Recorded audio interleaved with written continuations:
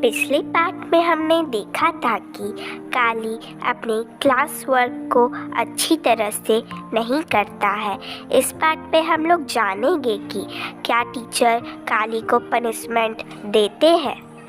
Teacher stood in front of Kali, but instead of a swish of the stick, he got a pat on the back.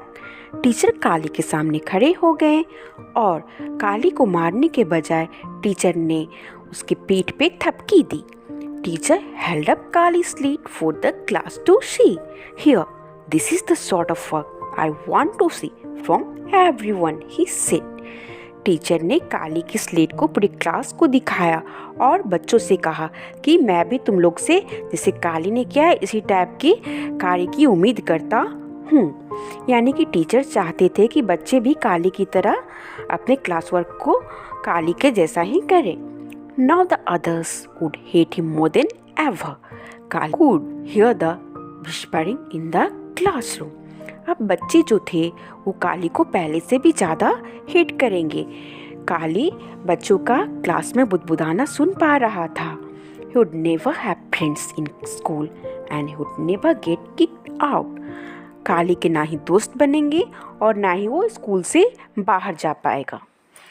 Just then something happened in the room. तभी room में अचानक से कुछ हुआ। At first, Kali didn't understand it. Arms and legs flew, bodies ran, tumbled over each other, fell, ran some more. काली को शुरुआत में तो कुछ भी समझ में नहीं आ रहा था। सभी बच्चे पैर हाथ फेंक फेंक के दौड़ रहे थे, एक दूसरे पे लुढ़क रहे थे, गिर रहे थे।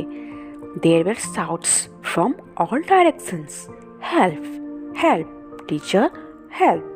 But the teacher was under his table. सभी दिशाओं से बच्चे चिल्ला रहे थे, मदद करो, मदद करो, टीचर मदद करो। पर टीचर जो था वो टेबल के नीचे छिप गया था। Eyes and hands pointed to the ceiling. Now Kali understood. सभी लोगों की आंखें और हाथ सीलिंग की ओर इशारा कर रही थी। तभी काली को सारा माजरा समझ में आ गया। There on the roof was a large rat snake. Roof पे एक बहुत बड़ा सा रैट स्नेक था। बच्चों, रैट स्नेक क्या होता है तो आप जानते ही हैं ना। स्टोरी की शुरुआत में ही हम लोगों ने इसको डिस्कस किया था कि इंडिया में धामन सांप जो होता है उसको हम लोग रैट स्नेक कहते हैं। It must have smelled rats on the roof tiles and come after them. जरूर वह सांप रूफ पे चूहों की सुगंध से आया होगा। By mistake, it had taken the wrong turn and come into the glass instead. गलती से उसने गलत दिशा पकड़ ली और क्लास के अंदर आ गया। Kali's father said that sometimes snakes smelled humans and mistook them for rats. काली के पापा कहते हैं कि कभी कभी ये सांप जो है हम इंसानों के गंध को चूहों के गंध को समझ के हमारे पास आ जाते हैं। Maybe this one thought, wonderful, here's a room full of rats. शायद सांप की भी ऐसी ही कुछ सोच रही होगी, अद्भुत, यह रूम तो चूहों से भरा पड़ा है। The rat snake was wrapped around a palmyra beam on the roof.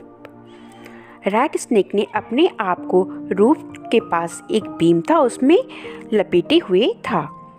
It stretched out it neck curiously, और अपने गर्दन को स्ट्रेच कर रहा था जिज्ञासा बस देखने के लिए कि क्या हो रहा है।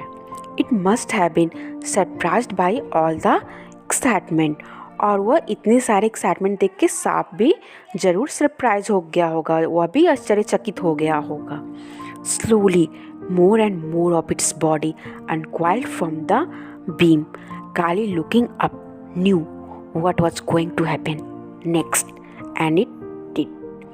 धीरे धीरे सांप अपने बॉडी को अनकॉइल कर रहा था, यानी कि अपने बॉडी को वो अनकॉइल करना यानी कि खोल रहा था। वो जैसे कि अपने आप को बीम में लपेटे हुए था तो उसकी बॉडी धीरे धीरे बीम को छोड़ रही थी।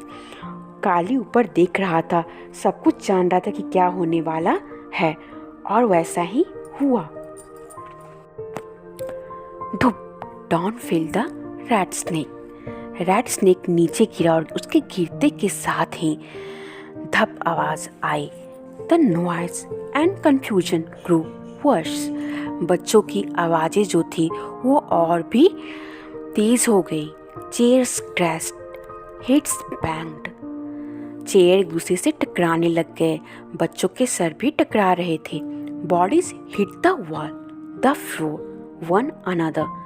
बच्चे कभी दीवार से टकरा रहे थे, कभी फ्लोर से और कभी एक दूसरे से।